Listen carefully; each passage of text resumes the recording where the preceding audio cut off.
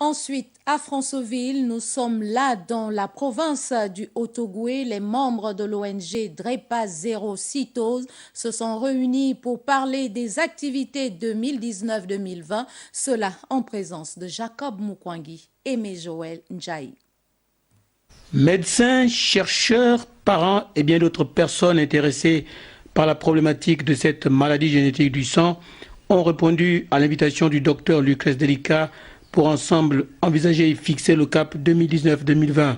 Et pour y parvenir, 1 heure d'horloge et demie était nécessaire. La vision pour 2019-2020 est surtout de sensibiliser, de mettre un accent sur la sensibilisation au niveau des lycées et puis la sensibilisation au grand public.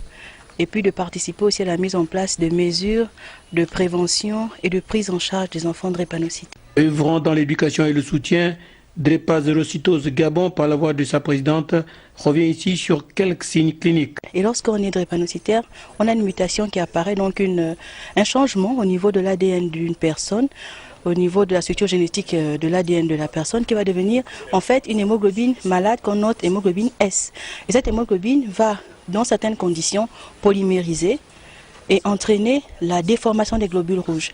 Des tuyaux sous forme de mesures préventives étaient également au menu des échanges. Ce que nous faisons, c'est sensibiliser pour qu'il y ait de moins en moins de mariages entre des personnes porteuses du trait drépanocytaire ou des personnes drépanocytaires afin d'éviter des naissances d'enfants drépanocytaires.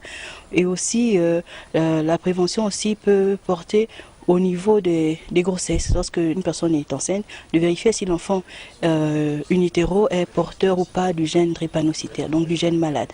Au fin d'éviter les nouvelles incidences au Gabon, il serait donc mieux de sensibiliser